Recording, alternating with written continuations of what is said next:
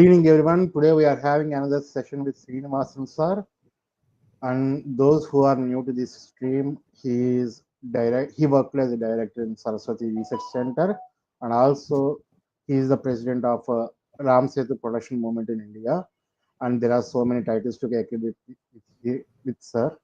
So I'll just not waste time. I'm passing the session to the Srinivasan sir. Sir, you carry on. I will be in backstage. If you need anything, call me. नमस्कार. अंबितमे नदीतमे देवितमे Saraswati अप्रशस्ता इवस्मसि प्रशस्तिम अंबनुस्कृति. The background you see river Saraswati, which has been identified. We are also able to explain how Triveni Sangam was formed because of the plate tectonics and the river migrations. But now we are focused on the people, what they did for a living, and what documents have they left for us to understand the contribution made by our Pitrus, our ancestors. Today we'll be talking about a tradition which spans a time span of more than 3 millennia. The earliest inscription of the civilization was found around 3300 before Common Era in Harappa, Portrait, by the Hart team. Since then, we have been able to locate about 9,000, more than 9,000 inscriptions of the civilization, mostly on seals. The common understanding that the script died by 1900 before Common Era is not entirely correct, because the script continued to be used in the areas where the people are working, in the same areas, metalworking, mint work.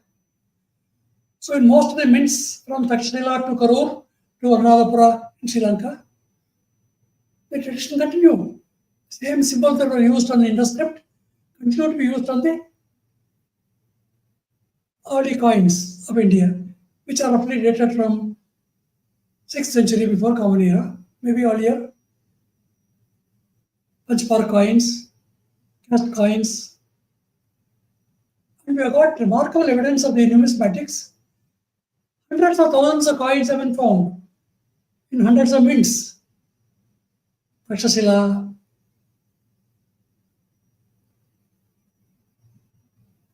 Iran, Mathura, Magadha,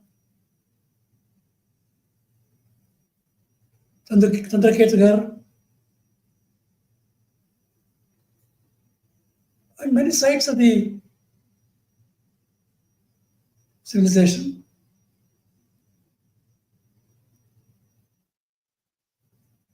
We will be able to establish in course of understanding a number of lessons that the language was commonly understood as the guild speech. It's called Menuha or Desi Bhasha.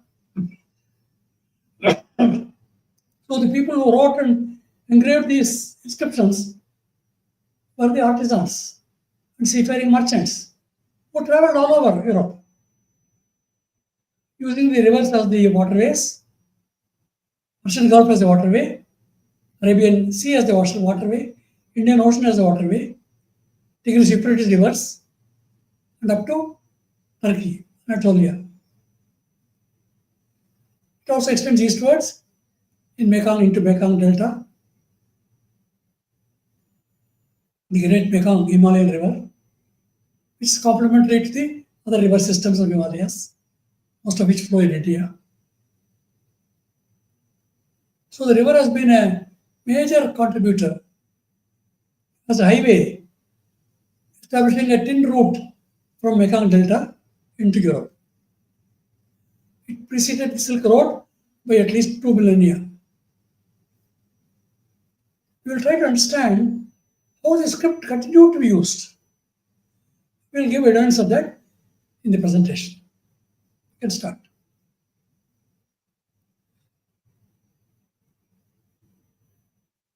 We are talking about Jaggayyapeta near Amaravati in Andhra Pradesh, which will be the capital of Andhra. The title of this presentation is Jaggayyapeta Grid Master Sculptural Frieze with induscript graphemes on punchmark coins. It's a complex title. But the bottom image, there's a person lifting up his right arm and showing a tower with a spoked wheel. On the left, you will find another tower holding a tin ingot or copper ingot, oxide shaped ingot. And there are people adoring that great man. This is a cultural frieze from Jaggayyapeta. And as we go into details of this image, we will find it contains a number of graphemes. On the right side, you have a very hazy picture of square punchmark coins. They are all lined up next to the standing person. One of these coins shows a remarkable induscript sign, which is called the twisted knot or twisted rope, with 3 strands plaited together to create a rope or the plate of hair plate. So you can find twisted knot with 3 strands as indicated by a line passing through these 3 twists on the punchmark coin. On the right side of the is another coin which also shows the same sign. A twist, 3 twists with some kind of a thread passing through. There's 3 threads joined together to create a rope or twist. And there's also another sign symbol which is called the sun symbol, sun's rays. That also is an induscript sign. What is a twisted rope called in Meluva, Desi Bhasha? The twisted rope shown with 3 strands on these punchmark coins. It's like the plait of the hair of a woman. Medi is a plait. Mendi, Mindo means bride in a woman's hair. In Landa, it's same. In Gujarati, it's Mindlo. Midlo. Braid of hair or a girl's hair, forehead. In Marathi, it's called Medha. It's a curl, snarl, twist, or tangle in cord or thread. Medha. In Marathi, it's also variant pronunciation Menda, a twist or tangle arising in thread or cord, a curl or snarl. This is from the Comparative Dictionary of Indo-Aryan Languages 10312. So Medi, Mendi is a plait in a woman's hair, a plaited or twisted strand of hair in Punjabi. This is recorded in the same Comparative Dictionary of Indo-Aryan Languages, entry 10312. A similar sounding word is called med. On the left side, you will see medath, iron. Medath, idana, iron is rusty. Ispat medath, steel. Tul medath, cast iron. Mendath kanda, iron implements. Medath, med, iron. Munda, O languages. In Slavic languages, it's called med, but it's related to copper. Something related to metal. In Sanskrit, it's called mrudu. So the Santali word is medath. Munda ho word is med, metal. Iron or copper. Sanskritam, Santali. So thus in a number of Indian languages, we find this word which signifies the symbol 3 strands, twist, but signifying a rebus word, a similar sounding word called homonym, which relates to iron or copper or metal. So the Jaggayyapeta seal, which is very hazily seen from different photographs contains these two symbols. One is the symbol 342 sign, which is the rim of a jar, followed by the twist, which is sign 415 of indusscript. So the Jaggayyapeta Guild Master punchmark coin shows these two signs, which is comparable to the same two signs that occur on M1406 indusscript seal, which you can see on the right. So there's also a narrative of somebody doing somersaulting. It's a karnam. So karnam followed by this twist. Twist karnam. Med karnam. Med karna. That is iron metal trade. Copper iron trade. Trade account. Karnam is trade account. Karnam is trade. Next please.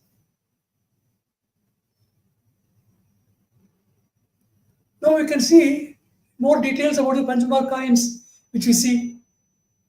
In addition to the twist and the sun's rays, we also find another remarkable seal, symbol, which occurs in a number of punchmark coins, thousands of punchmark coins, which is a combination of a number of graphemes. A very common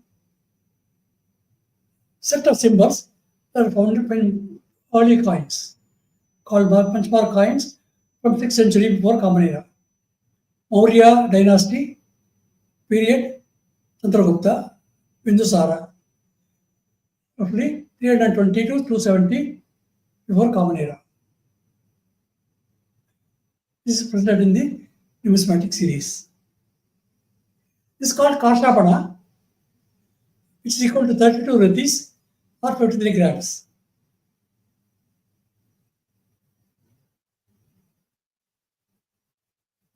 Ardha Karshapana is half of the Karshapana.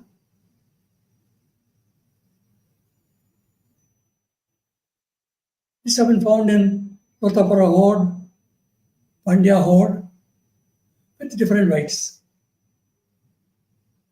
Then 1/4 Karshapana is Kalpada.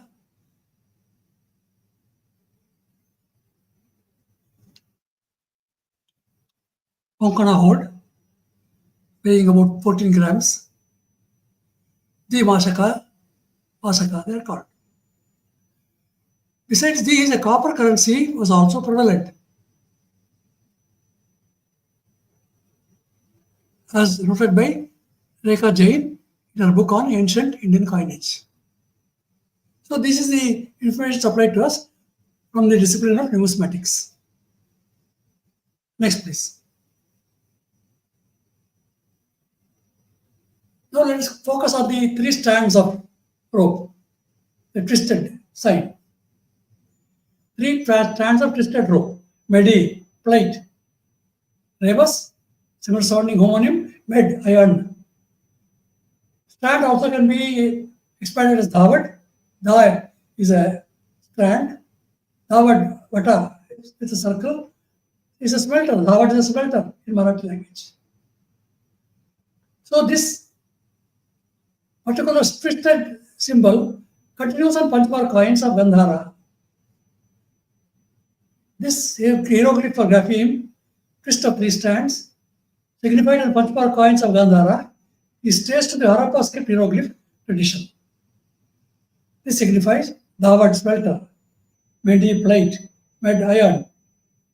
You can see the Poinjadara seal. Very clearly, it shows a rim of a jar and the twist sign. There is another seal which shows the twist sign, followed by people jumping, somersaulting. Karna. Karna is somersault, which is the holograph of the rim of jar, Karna. So how does the word Dhavat come about? Dhatu is a layer or stratum.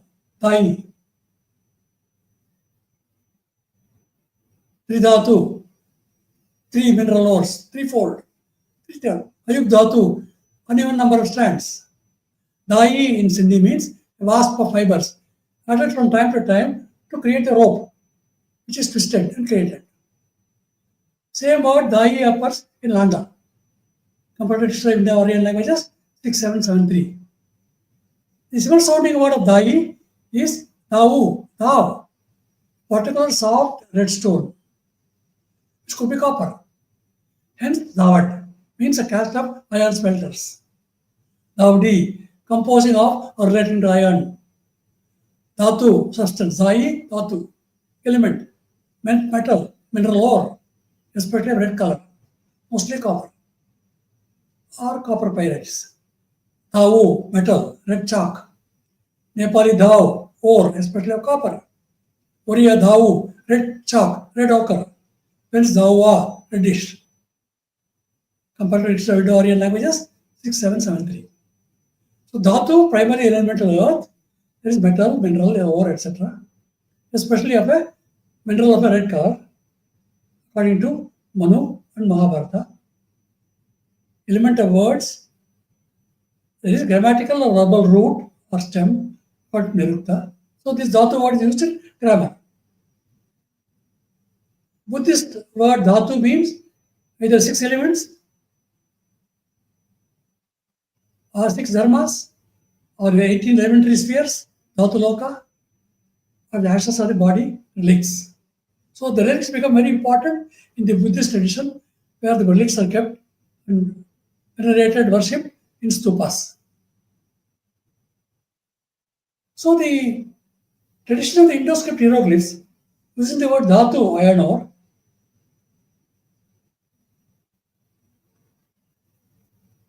which is found in places like Dharwad and also a place called Ib on the Howrah-Nagpur railway line, close to Orissa, called Ib, name of a place like Dharwad. These are both are Dharwad and Ib are both iron ore belts. Ib also means iron. So the name of the village becomes the name of the element that's found there, iron ore. Next, please.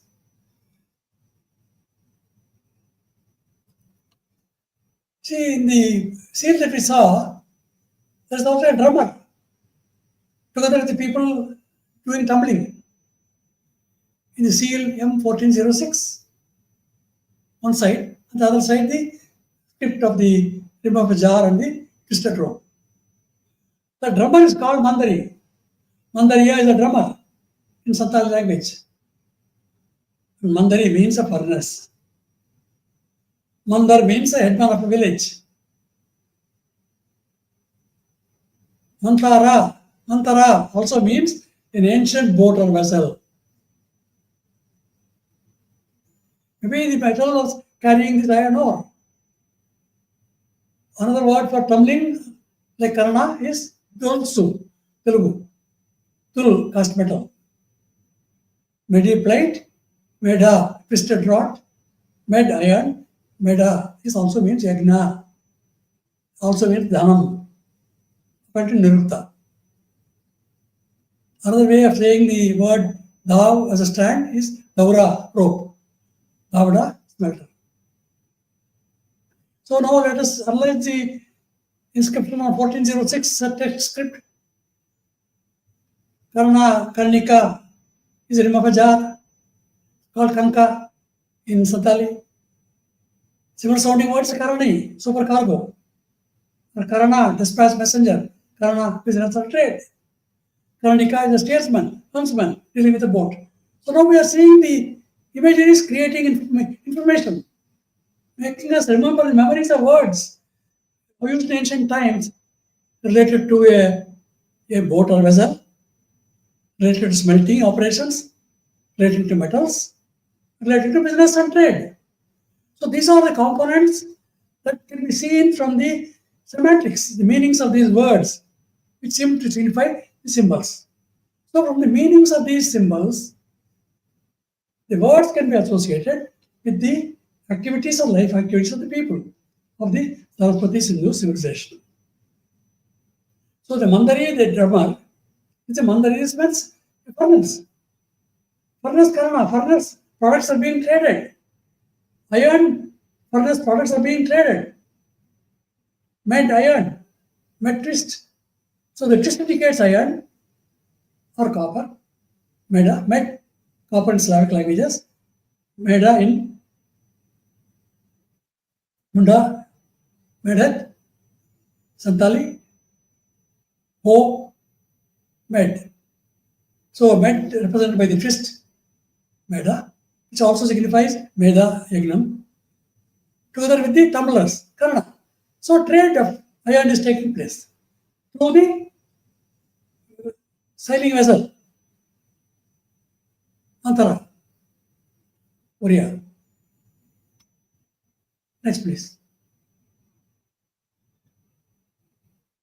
So if the word was Dallu, drummer, Western Pahadi language, Dallu in Telugu also, Dolutsu, tumble. Dolutsu, tumble in Telugu. So tumblers, drummer. Similar sounding word is rebus. Dul, cast metal, Santali language. Then plus Meda, fist. Similar sounding word, Meda, Dana, Yagna. So M1406 seal, with the variant of the endless knot motif, there are different ways you rectify a endless knot. Braided threads or strands of rope, with persons walking over an uncertain mobile animal, could be a buffalo. Buffalo signifies arana, or bison signifies arana. Similar sounding word arana, smithy or porch. Metalwork. So Meda, a twist or tangle, runs in a thread, according to Marathi. Similar sounding word is med iron. So twist indicates iron. Dhanam, Meda. Drummer, Dolu, Dolutsu, tumbling, signify Dulu, cast metal. The drummer cannot, drum also referred to as Kannada is the double drum. Similar sounding words, Kannada, hard alloys. So hard alloys of cast metal are being created by these workers. So now the language words convey a lot of meanings which enable us to reconstruct the life activity of these artisans and seafaring merchants engaged in the trade. Karanam, trade. Next, please.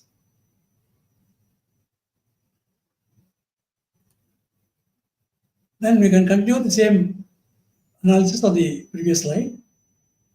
Origin of the glass med copper in Uralic languages may be explained by the word med, ho, of Munda family of Meluga language streams. Look at the number of words.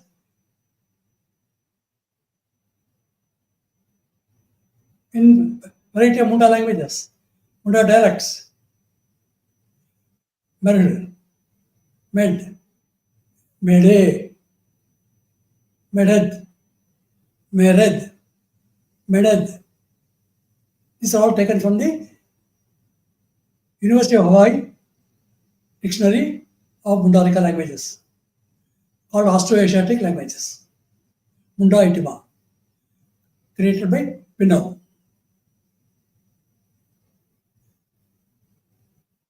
The Slavic glass for copper, med, is also found in Bulgaria as bakar, Bosnia, med, Belarusian, med, Croatian, Kashubi, bakar, Polish, mied, med, Russian, Slovak, med, Mieds, med, Northern Slavic, Altaic, copper. One suggestion is that corruptions from the German Schmidt is a very common word in Germanic people. The Schmied is jewelry. Schmied, a smith of tin, gold, silver, or other metal, German. Results in this word, med. So the word undergoes changes, phonetic changes across language structures of Altaic, of Baltic, Slavic, German, Old Germanic. Okay, next please. So now come back to Meda twist, Meda Jalhana, Nirukta. So with the background of the inscription on the seal, two sides of the inscription on M1406. Midi Mido, pride of women's hair. braid of hair of a girl's forehead, meda curl, twisted, Marathi. Menda, twist or tangle arising in a thread or curve in Marathi. In Punjabi, med, midi, mendi. The semantics of the homonyms, several sounding words are med, medad, hard iron, ispat medad, steel, dul medad, cast iron, medad, rusty iron. Also, iron of which whites are cast. Bisa medad, iron extracted from stone ore. Bali medad, iron extracted from sand ore. Medad bicha, iron stone ore. In contrast to Bali bicha, it's iron sand ore. Undarika lexicon, Undarika encyclopedia. So now we can see the meta word, which signifies the bride of a woman's hair, signified by the symbol twist, 3 twists into a rope. It signifies iron-related activities, iron-related resources, a variety of kinds, which are explained in the semantic expansions of these expressions that we have just seen. Next, please. So we are now going through a very complex linguistic exercise. Now let us focus on the Mandari. The Mandari is a drummer. His Mandari is furnace. How is the engraver, the creator of the seal, signifying this in the visual language? Look at this beautiful seal of Harappa, H182, with 2 sides. On one side, there's a drummer in the middle, followed by a tiger with an open mouth and 3 script signs. On the upper side, you've got 5 swastikas, alternating arms, followed by the same 3 script signs. One of the signs is sign 403, which is a part of the twist. It could be like a bangle, a pair of bangles. Or it could be a pair of bundle god shape. It could be Muhammed, a process of making unique bun-shaped ingots. Santali expression explains it. Dul Medet, cast iron. Dul Muhammed, cast iron ingot. So Muhammed, Dul is ingot of cast iron. Muhammad, iron smelted by the holes and formed into an equilateral lump, a little pointer to each 4 ends. That whole sign is like a little pointer to each end of 4 ends. It's a lump. It's a ingot. It has got that one ingot shape, oval shape. So the oval shape pair can be read as Muhammadan. The pictorial motif and the text message together signify a homonym rebus rendering of the following expressions. Let us look at the 5 swastika signs. Jasta, Sattva is swastika. Mundis 5.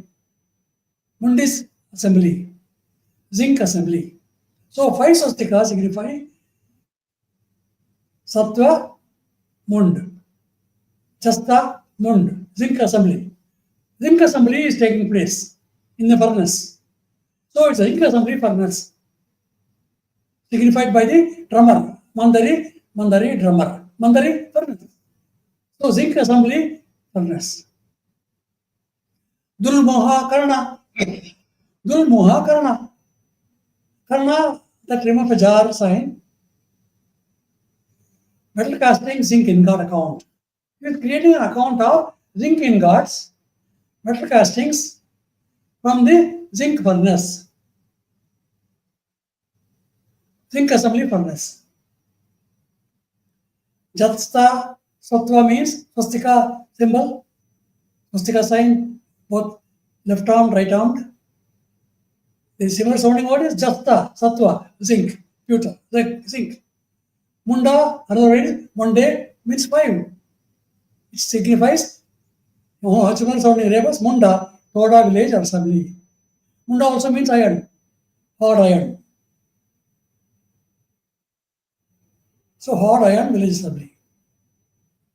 So look at the information that has been conveyed through this string of symbols which can be pictorial, like the tiger opening its mouth, or a drummer beating a drum, and the script signs, including the pictorial signs of the swastika.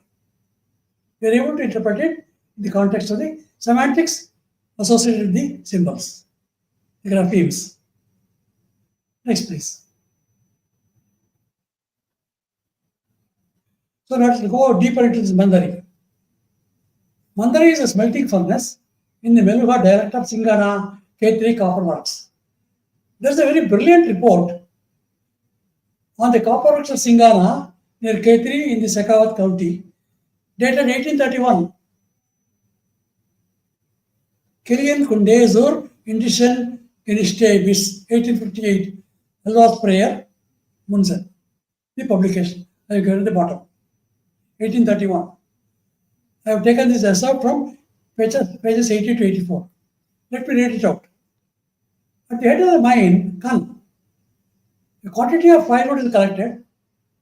Each laborer is provided with a lamp, a diya, a hammer, a hattori, a mining chisel or guard, tanki, and a small wicker basket, tokri. The proceeds of their labor, which is collected at a public chabutra near the smelting furnace. Mandari, smelting furnace called Mandari of Singana.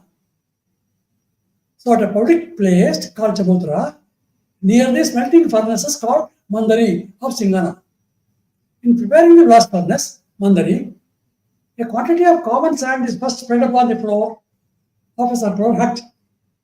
In the center of which is formed a small hollow of the shape and size of a common brass kneading dish, thali. Let us say about 12 or 15 inches thali size hole is created, small hollow is created, about 30 to 40 centimeters in diameter and 2 or 3 inches deep on that sand, kept in the center of the circular hut. In this is first laid a stratum of fine yellow sand and then another of ashes, rock, to prevent this melted metal from adhering to the bottom of the receiver. 2 clay nozzles, mush. Mush is a lid of a jar. Mush is a clay nozzle, are then placed on opposite sides of the shallow pan and a third between them. So 3 bushes are placed around this pan, leaving the fourth side vacant to allow the melted dross to escape. See, the nozzles are kept to allow the molten metal to escape from the bowl created by the sand. This is the description given in the melting process of the Mandari. So Mandari is a drummer, Mandariya is also a drummer, but Mandari is also a furnace. So when you see a Mandari picture on a seal, it refers to a drummer, it also refers to a Mandari furnace. It may also refer to Mandar, headman of a village. Okay. So this is how the technical report of metallurgy, from this brilliant report from the Shekhawat county, dated 1831, provides us a number of words which are gilded speech words, which are Meluha words, Desi Bhasha, which contribute to the traditions of all languages of our country and also are rectified by symbolic graphemes on the Indus script.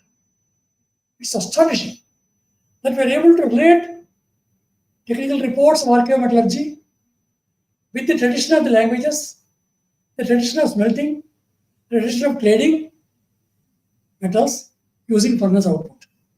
And the semantics of words care enormous amount of information related to these life activities of these artisans and seafaring merchants. Next, please.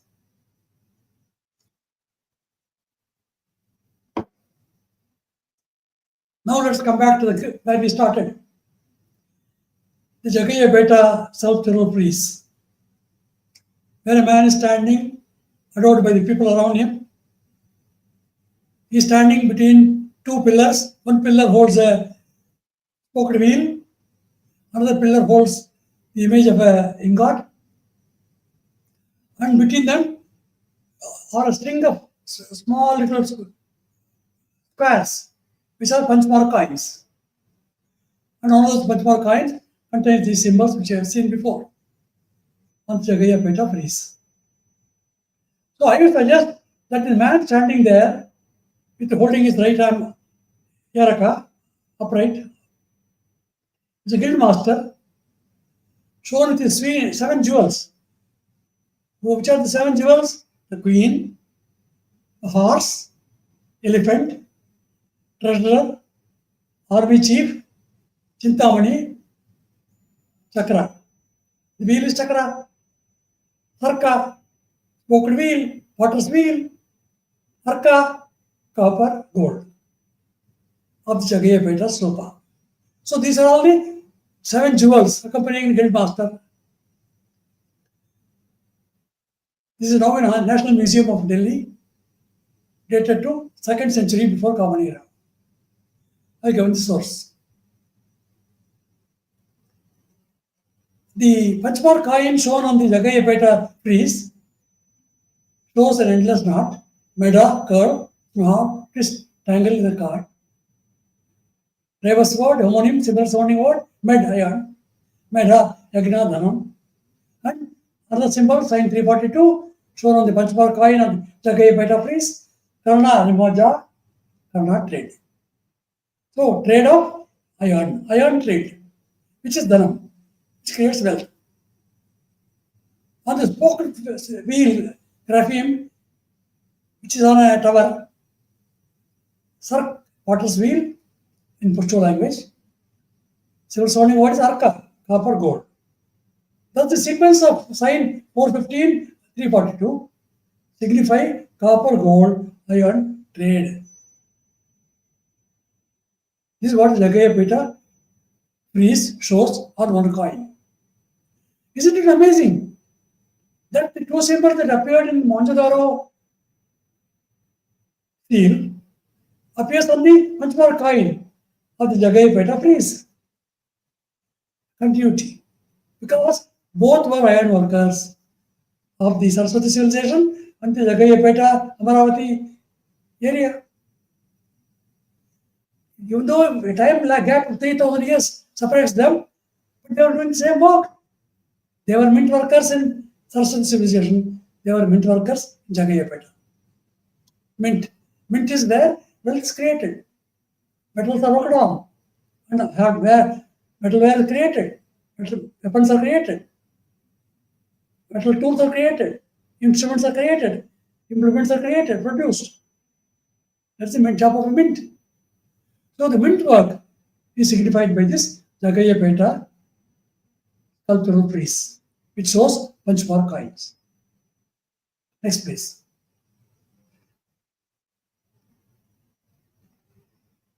Look at this. I have tried to enlarge the picture as much as possible.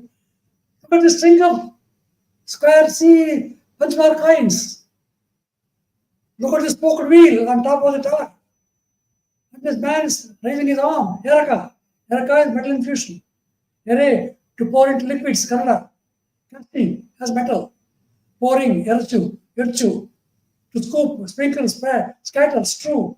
Yaraka, any metal infusion. Molten state, fusion, Kannada. Turu, yaraka, molten cast as metal. Molten cast indicated by the man lifting up the right arm. Yaraka, upraised arm. So with the upraised hand, is indicating that we are metal casting workers. We are metal casters. Surrounded by these jewels, 7 jewels. And on the right side, there is the tower which shows a oxide shaped ingot, which has also been seen on a Mohenjo-daro boat. 2 of them. 2 oxide type ingots. So oxide type ingot on the side and harka gold on the right side, on the above the hand. Spoked wheel, harka, copper gold. Copper gold ingots. So metal casters working with copper and gold producing ingots. So this is Jaggayyapeta guild master sculptural frieze. This is artistic interpretation. So the artist is symbolizing these pictures, and at the back of this guild master and below their hand, you can look at the number of lines of square benchmark lines. Line 1, left side, line 2, left side, line 3, middle, line 4, to the left hand of the guild master, and another line to the next to the oxide ingot tower. 1, 2, 3, 4, 5. 5 strings of benchmark coins. So we are coin makers working in a mint, producing these coins, these copper coins, lead coins, silver coins, gold coins of 2nd century before Common Era. So he's a mint master. It's a guild master working with a guild of artisans, the 7 jewels. Next, please. Now I'm presenting the same strings of benchmark coins in color. Just only presenting about 2 of them, 2 rows, flanking the oxide ingot tower. So this large ingot is called dhala, oxide shape ingot, mounted on a stupa next to the guild master. This rebus rendering of dhala as a large ingot is a graph of the grapheme, is consistent with other graphemes of the cultural frieze which led to metal trade. We have seen Kannada of the twist iron trade. So the dhala large ingot also is part of the trade. So ingots, iron ore, copper ore, gold, gold material, gold workings are all part of the trade. From the mint of Jaggayyapeta. Clear? This is the shape of an ingot on stupa. Next, please. Now, the 7 jewels. We have to see a horse, the jewel. An elephant, the jewel. Then the queen's jewel. Iba is the elephant. Silver sounding word is Ib, iron. Ibo, silver sounding word is Ibo means merchant. Iron merchant is the elephant. Sadam is horse. Sadana. So just mean Sad Adare, a house, a palace, a mansion. So it is a mansion where the mint operates. Palace. Sadanamu, a house. Telugu. Bandar Sadanamu, a treasury. So the Sadana, the horse indicates a treasury. Sadanam, a house, a residence. Bangaru Sadanamu, Bandaru Sadanamu, that is treasury. Treasury house. These are all the resources of the mint guild master. The range of the scribes, Karanas. They are the also dancers with the dance step, Karanas, like the dancing girl of Mamjatara. There are 2 of them. So this is Jaggayyapeta guild. Iron merchant guild treasure house. That's a message given by the sculptural frieze with all the imagery signifying this treasure house of the guild. Next, please.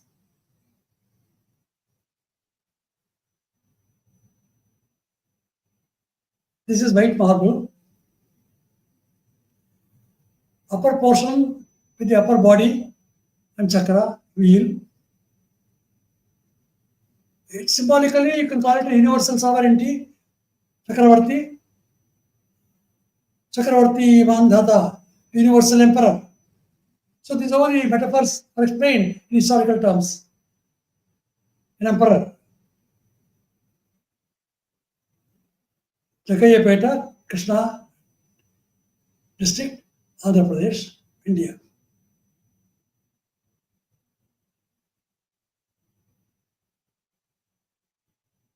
A copy of this sculptural piece also can be seen in Tamil Nadu, Chennai Museum. And although this person, the great master, also holds on the earrings 2 square benchmark coins. Square coins. We are not able to see the details of the writing on the coins, but you can see there's one thing of importance that is wearing as earrings. And a very beautiful headdress showing his importance for the community as a guild master, as a mint master.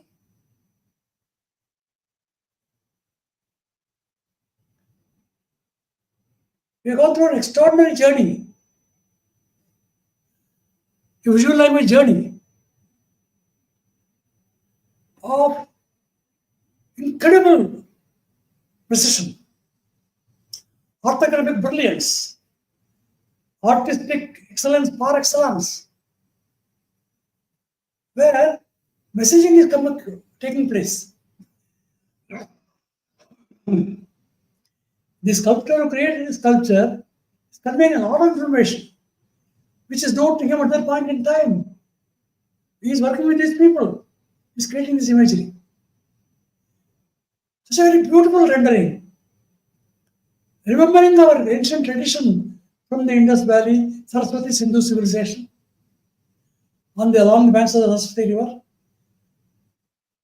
80%, 2,600 archaeological sites are on the banks of the river Saraswati, which you can see in the background map, right, ending in Rakigadi and Copperhode sites of Ganga Basin, Yamuna Basin, starting from Gujarat. So this tradition of the writing system, the tradition of the languages spoken, continued to live on. It would be an error to say the civilization died. No, it did not die. It continues to be active even today. In the work of the people, the work of the villagers, the Valthagars of villages who receive their share of the produce from the farm, even though they are only artisans working in different fields, like a chamar, like a goldsmith, like a tinkerer, like a wheel maker, and so on, or like a carpenter. All of them receive a share of the wealth produce. This is the guild system, the Shri Dharma. That continues right into the historical periods of 2nd century before Common Era, where this sculpture is created. So for 3,000 plus years, the Saraswati-Sindhu civilization, language structure which unified all the languages of our country, unifying the languages in the Deshi Bhasha, the guild speech of the artisans and seafaring merchants, documented in these inscriptions, continue. The mints continue the tradition of the writing system. So the writing system did not die. The writing system continued to be used by the same people who created the system in the first place, metal workers, traders of metal, traders of wood, makers of chairs, stools, furniture, thrones, sending wood, stocks through the Kotia, seafaring vessels, or Sangada, seafaring vessels, Jagara, seafaring vessels, or Manthara, seafaring vessel, boats. So the boat traffic along the riverine water flows, along the Indian Ocean rim, along the Persian Gulf, and all the rivers of Tigris, Euphrates, right into Anatolia, or present-day Turkey, linking up Mekong Delta with the Caspian Sea. Extraordinary tin route which existed, taking tin from Mekong, reaching it to the people in Europe through the intermediaries of the seafaring merchants of Bharat. So the tin merchandise was going on, copper merchandise was going on, iron merchandise was going on. So the cargo was being taken. So we have now cargo manifests recorded in thousands of inscriptions which are able to read. So the language did not die. The tradition of writing system did not die. The tradition of signifying symbols to signify these trade activities did not die. They continued. So why do we need a rebus validated by a Rosetta Stone. These are Rosetta Stones. The Jaggayyapeta frieze, which shows these square, small, little coins, comparable to the coins or the seal or inscriptions or seals of the Saraswati civilization. They are the same. Same seals, same type of symbols, same messaging, same activity of trade, same activity of metalwork.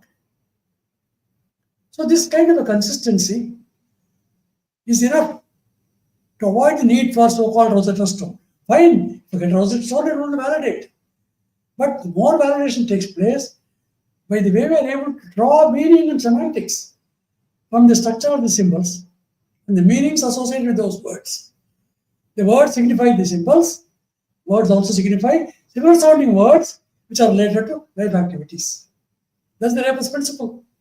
Same principle used in the Egyptian hieroglyphs, which Champollion demonstrated, and he was able to get it validated by a Rosetta Stone. We have not yet found a Rosetta Stone, but we have found a number of Rosetta-like comparable letter-day artifacts which match with the form and function of a writing system that started in 3300 before Common Era. 3300, which is the earliest date for any writing system. Earlier than Egyptian hieroglyphs.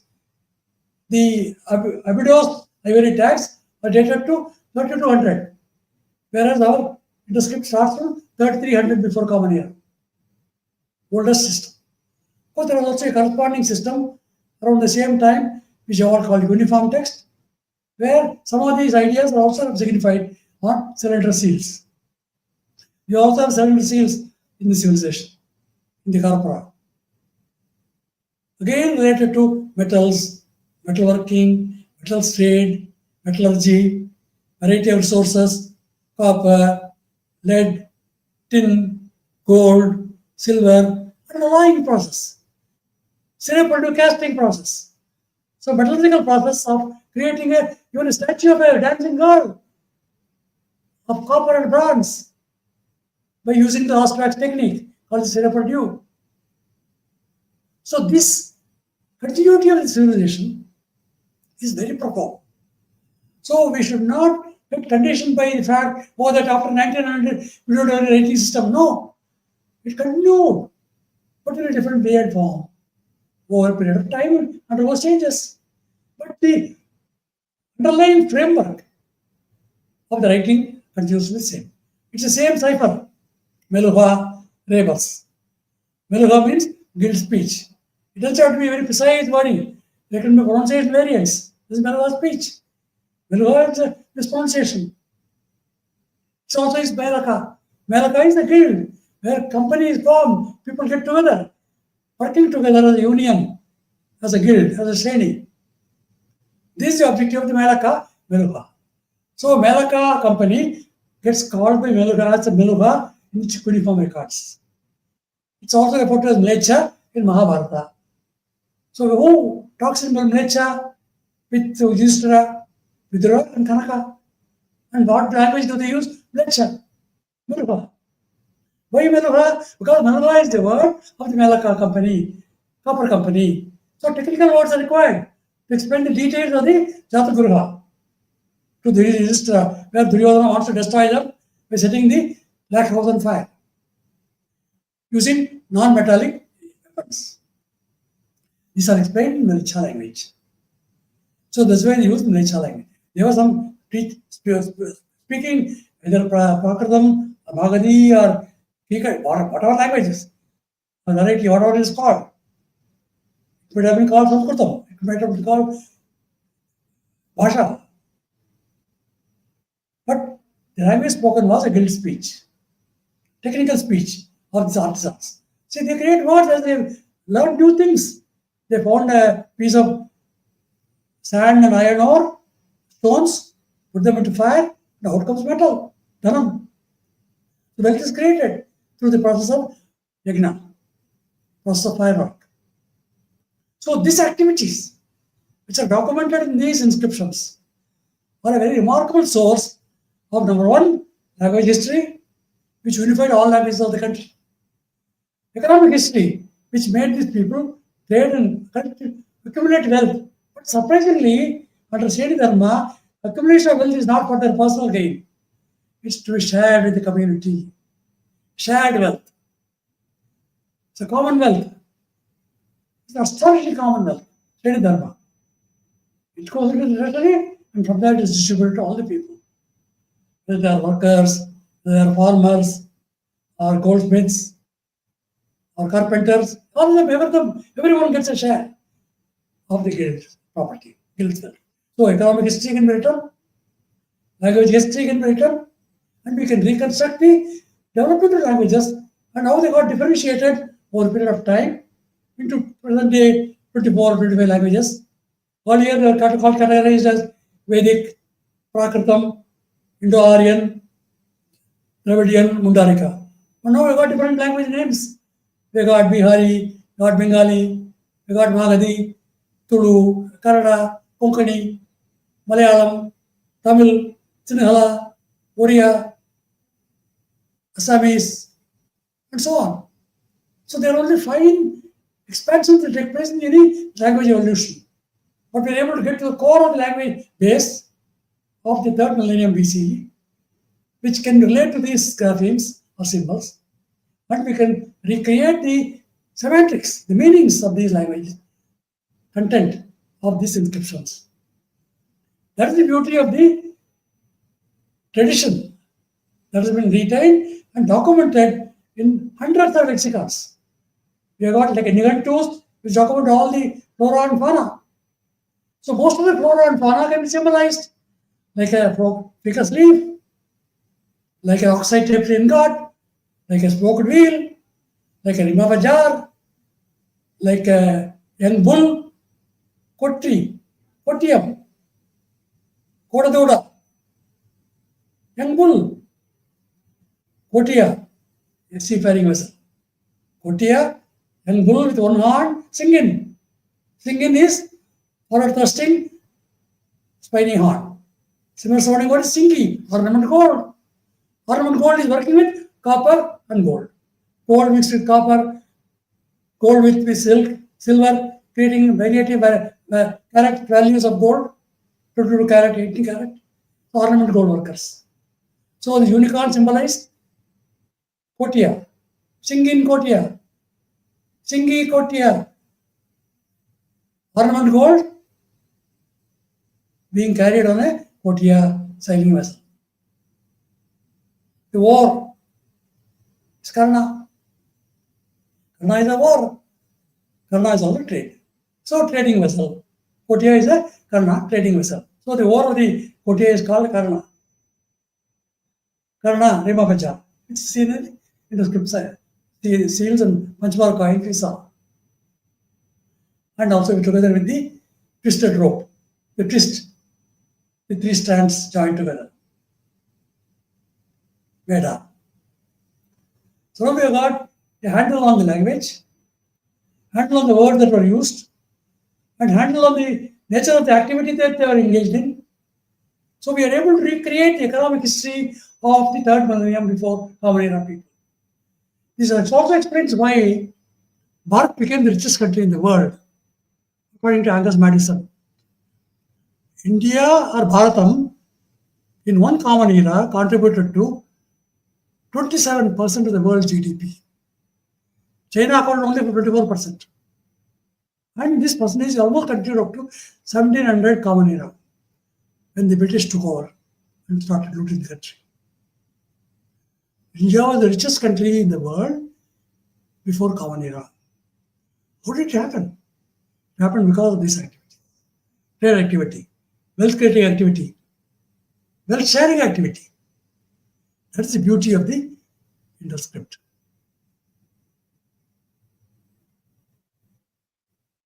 Next, please. Look at this again. I think we are able to clearly identify on these Panchmark coins of the Jaggayyapeta frieze the symbols. One symbol clearly is the twist. Very clear. Another symbol that you can see on another big coin is the rim of a jar. Karna. Karna plus this. Seem to be indicated on this coin, both of them. This only reading, though the picture is very hazy, but we can very clearly see Jaggayyapeta, Till Master and his queen were working with a mint and they created on the white marble sculpture. Okay? Next, please. So I can get back to the seal. H 1977. Mandare drummer. Another seal, this is active. Mandare drummer, Mandriya drummer, Mandariya drummer. Musician, drum musician.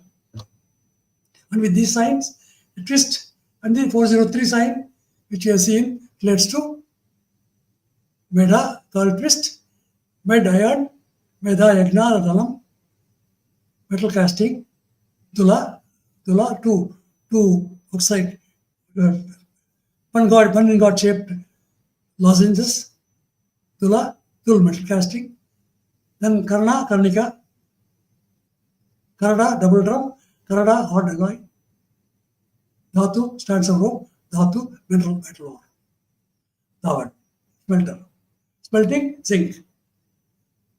Next, please.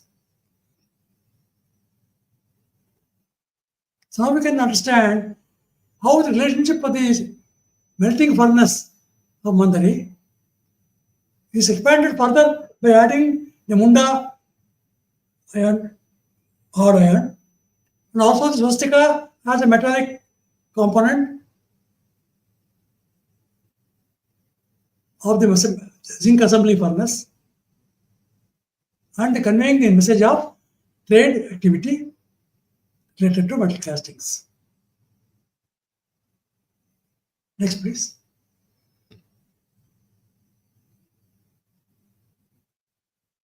So we have seen that Mandari for melting furnace. Tiger drummer. One day is five swastikas. Munda could be Mandir, temple, or Munda.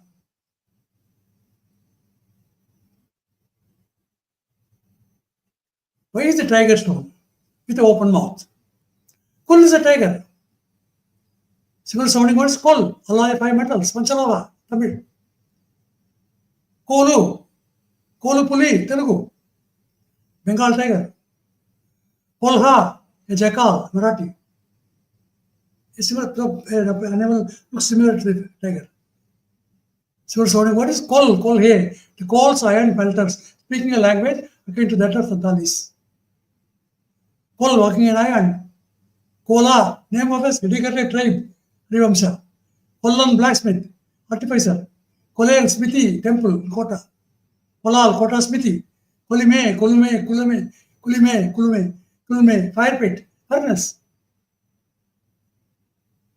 In Kannada. Kolimi, blacksmith, Kannada. Kolla, blacksmith. Kolle, blacksmith. Kolimi, furnace, Telugu. Kulusana, Konda.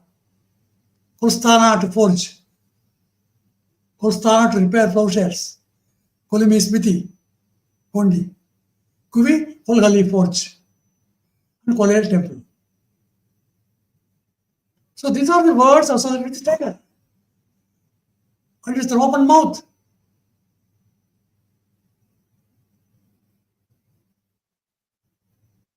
Next, please. The Karshapana, in numismatic terms, is detailed. Kahana, Karshapana, is 16 pana or 1280 kauri. So this is the valuation of the metal and its value in equivalence when the financial system was evolving. So we were able to create a coin called Karshapana, which could be used as a measure of exchange, which is equivalent to 1280 kauris. Another way of signifying the drum is a pane. It's a drum. Panai, drum, Tamil. Pane, small drum. Panava, Samskritam. I don't know if it relates to Karshapana. Pane, a drum. Kannada also is a drum. Karade, drum, long drum. beaten on both sides. Karadu means a rough account, a document, it's called paper, a day book or a daily account. Karadu. Kannada means also a drum. These are possible alternative semantic interpretations. Next, please. Karshapana. More details are given about use and the important symbol of the sun's rays and the spoked wheel, Sarke or potter's wheel, Arka, copper gold. Next, please.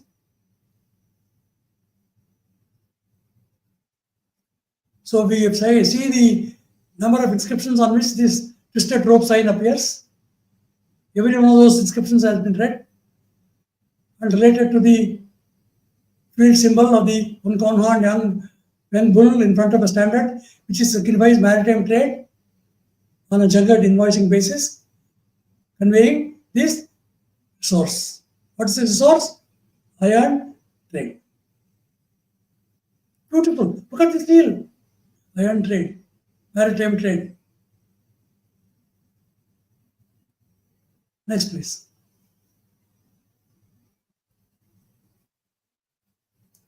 According to Venkateswara Kunda, in front of the bull is the Kunda, is the red.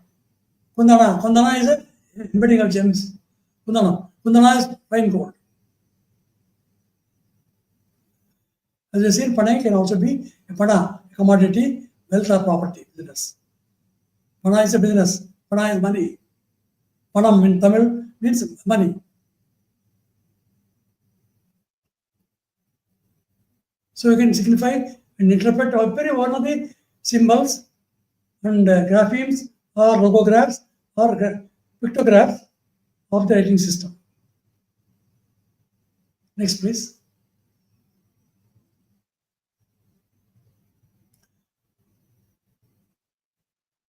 Lohala Kataka, blacksmith camp, Oriya. Kataka is a circular wheel, a link of a chain. So this can also be seen as a chain. 3 beads linked together, like a chain. Can also be called Kataka. Kataka is a caravan, is an army, a camp. Lohala means a principal chain link. Lohala means a blacksmith. Iron worker, camp, a camp of iron workers, a guild, Sreni, working together. Kataka, creating a caravan, a sena, a Sreni. Kataka also is signified by a bracelet of gold. Kataka is an army camp, a house or dwelling, a royal capital. Katak in Oriya is a capital metropolis, Rajadhani, old capital, a name of a capital of Orissa. Kataka. So it can be also be signified as Loha Kataka, blacksmith camp. So look at the semantics, we are able to draw a lot of information from the same symbol using the languages of our country. Because the tradition continued all over the country. The mints were starting from Takshashila to Iran to Karur in Tamil Nadu, to Andhra in Sri Lanka, Sinhala. So, next please. Lohala principal chain link. Lohala blacksmith. Lohala made of iron. Lohario, a self-willed, unyielding man, steel man, like our Sardar Patel, steel. Lohario. Lohala, plowshare. Look at the expansion, semantic expansion. Lohapala, plowshare. Lohal, agricultural implement. Lohala is a blacksmith. Lohakara is an iron worker. A number of other language words. Londa, Lohar, Punjabi, Luhar, Kumaoni, Lohar, Nepali, Bengali, Lohar, Oriya, Lohala, Bihari, Bhojpuri, Awadhi, Lohar, Hindi, Rohar, Ruhar, Gujarati, Lavar, Marathi, Lohar, Sinhala, Lowaru, coppersmith, Western Pahari, Loar, blacksmith, Loar, Garhwali, Loar, Lohar, Lohala. Next, please.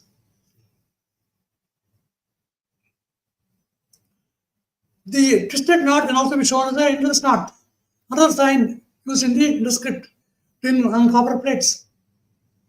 Significance of the twisted Indus knot piece symbol on M145 is the copper plate inscription. Meda or Yagnam, it's the same meaning, but in a different style of signifying a twist. Wealth of iron, bronze, alloy, metal ring, ingots. Next, please.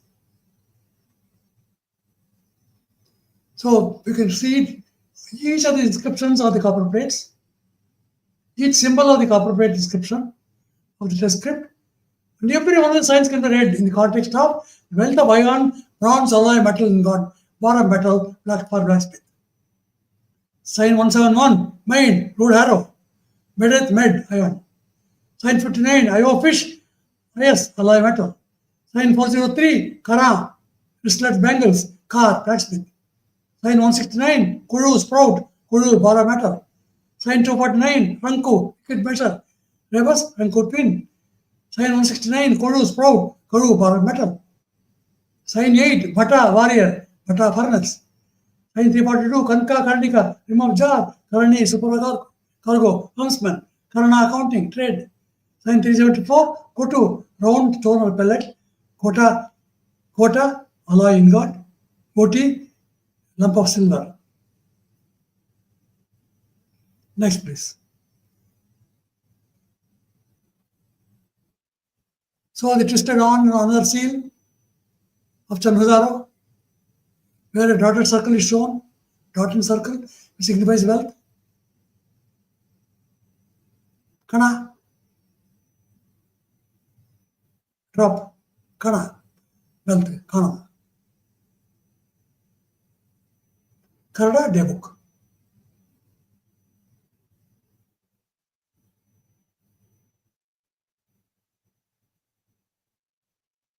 Next, please.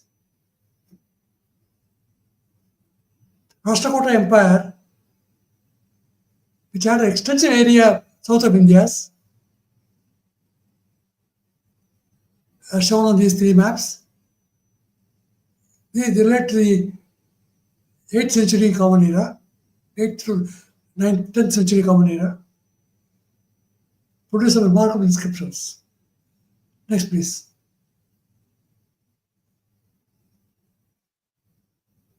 Groups of copper plate inscriptions can be seen here, which includes the twisted knot sign that we see in the middle, and also the other typical symbols of the induscript with field symbols of animals and so on. Next, please. The endless knot motif again, shown on a metal axe head or knife of copper. Twisted knot is shown. M1356 copper plate inscription. Which is swastika. We have seen the swastika on another Harappa tablet showing the tiger, drummer, 5 swastikas. Something related to this furnace work and iron work, metal work. Sattva, Jasta, Justus, zinc, spelter, pewter, and Meda, twist. Meadow, merchant. Thus, zinc, pewter, merchant. Next, please. So, the twisted knot again on another seal, together with other narratives. We can go into in great detail to understand the narrative.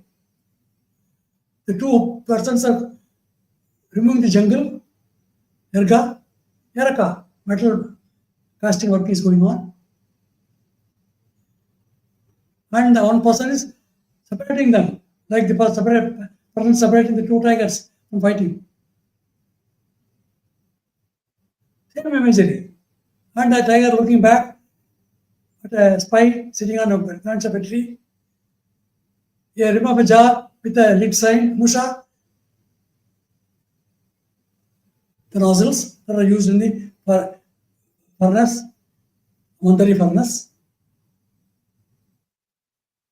Meda Yagna, Medas Dhanam. Yagna, Meda. And the man sitting on the tree blows a trumpet. That's achieved something. He's a bellows blower, Tamaka.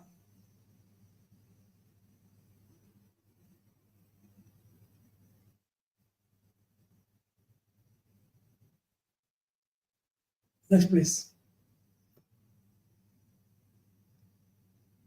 The reading of the script, all that to create seal. Every one of those symbols can be analyzed. But what to do? The worshipper. What to do? The goldsmith's guild. What to do? Bata is a furnace. The man is praying, Barada, Barada, Barada, a vow, Gujarati.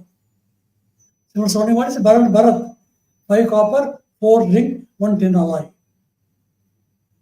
Numeral 4 signifies Ganda. Similar sounding words, Ganda, fire altar. Plus Bata, pot, Bata, furnace. Another symbol, med, body. Similar sounding, med, iron. Then there is a circumscript, 2 linear strokes for the body. Tula pair, Tul metal casting. Koda 1, Kod artisan workshop. Thus the circumscript signifies cast metal workshop.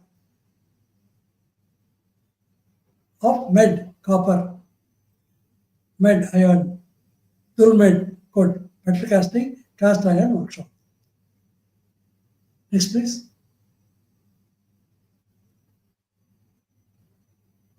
The Karicom is shown, the E sign. Kannada, Karicom. Karadi is a turner. Kannada is a day book, a notebook. Semantics of Kannada rough draft explains why the hieroglyph occurs only signifying which are works in process, documentation by scribes. Rough draft is created on tablets, later on taken to the seal to create a seal. Next, please. Again, getting back to the twisted endless knot motif of Mohenjo-daro copper plate, found in Jaggayyapeta temple, Taksha.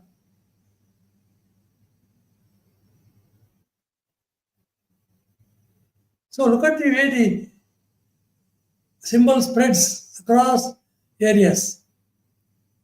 It has gone from Gandhara to Taksha, from Mohenjo-daro to Taksha.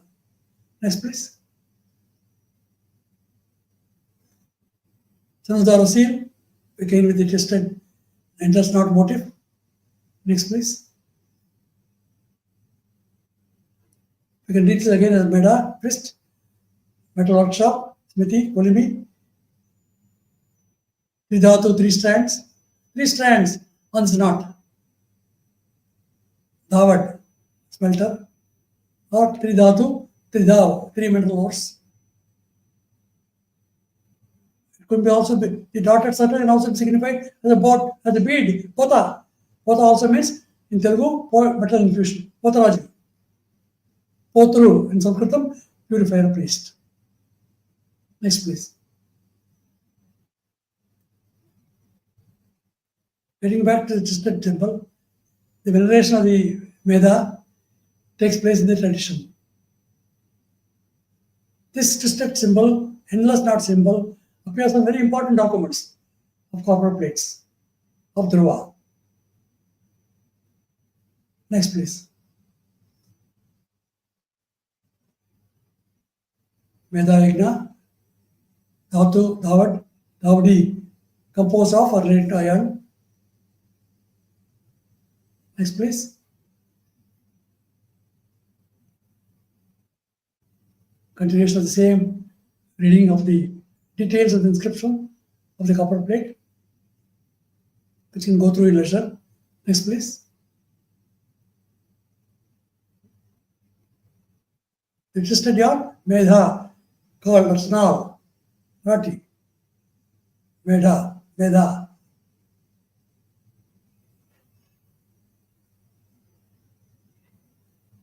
Medha is a metal figure. Medha is Yagna. Meadow is a merchant. Meadow, Meda, twist, knot. Next, please. Twisted knot again on symbols, among the copper plates.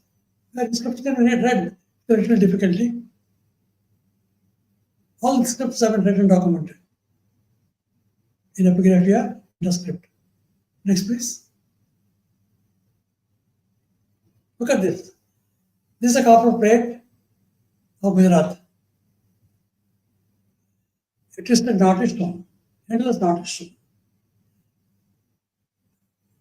A copper plate grant created to the people who perform the yagna in the Shasana gets exemplified by this endless knot, which signifies a yagna medha. That's why that symbol is used in the inscription of the Gujarat copper plate with Brahmi inscription. But the symbol continues from induscript. Rebus principle, Rosetta Stone. Next, please.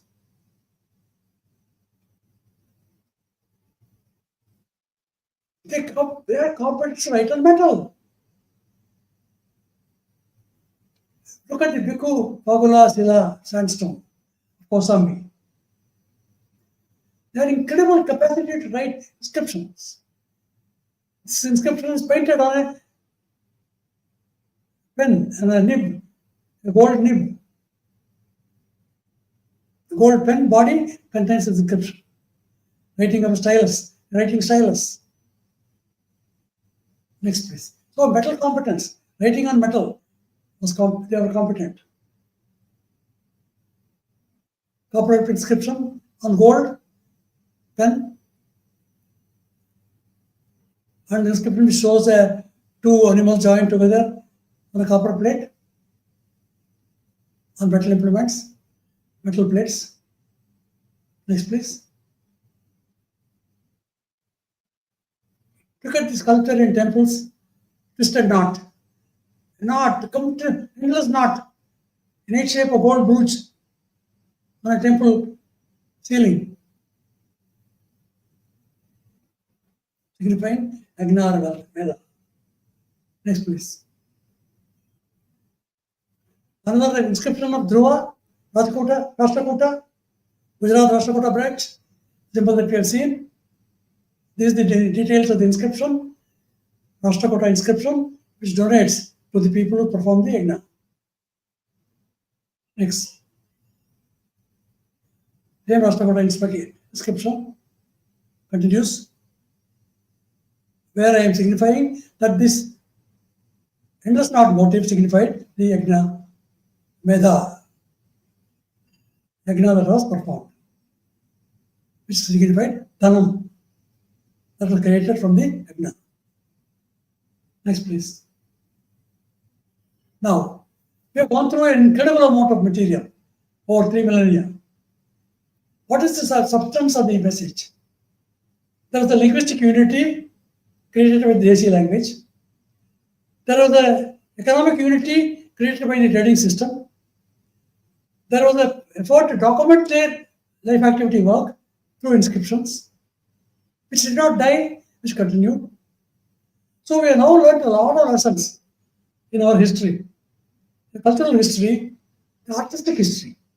So the art has become a remarkable medium of communicating semantics, meanings. This is called semiotics, study of symbols and interpretation of symbols.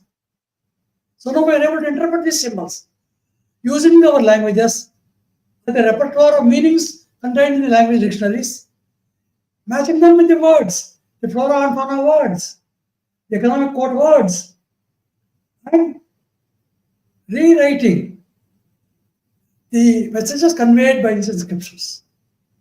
This is decipherment. That is to understand what was sought to be conveyed in what appears to be a very mystic language of symbols of one horn, young bull, old horn ox, rhinoceros, an elephant, two tigers jumping up, a rim of a jar, a twist of an endless knot. All these complex visual languages are all signifiers of some language words.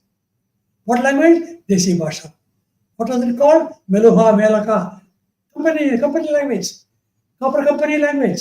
Ornament company language. Kundana, gem setting language. So this language, this wealth creating activity, which resulted in the richest nation of the globe, called Bharatam, can be explained by rewriting our history based on these inscriptions. Now we have about 20,000 of them. Another 1,000 will be added by another volume that's coming out later this year. So with about 10,000 inscriptions, we will have a very solid documented basis for rewriting the history of Bharata, the cultural history of Bharata, the economic history of Bharata, the linguistic history of Bharata. Look at what the decipherment can contribute to. It's not a mere prayer. It's not a mere veneration. It is summarizing the very life itself, documenting life itself in its variety of forms, in variety of activities, principally related to shared commonwealth. This is the beauty of the system, which is conveyed in our Dharma documents of Mahabharata, the Ramayana, the great Vedic texts, the Puranas. All of them convey the same meaning again and again and again. Tena tektena bhunjita, enjoy through sacrifice. Don't keep everything for yourself. Share it. This sharing has been done by our ancestors who have left for us these inscriptions. It's our job to understand them. This is a small, humble attempt on my part, with prayers to Devi Saraswati. Saraswati Namastubyam Arde Kamarupadi Vidyaramam Karishyami Siddhir Bhavatu Me Sada. Namaskaram. Thank you very much, sir. We will continue on another topic in next week. Thank you very much for giving me this opportunity to present you to my viewers. We will meet again in the next session. Please, viewers, please like the video and share it with your friends. We will meet again in next week, same time, 7 o'clock Saturday. Thank you very much. Namaskaram. Namaskaram, Andy.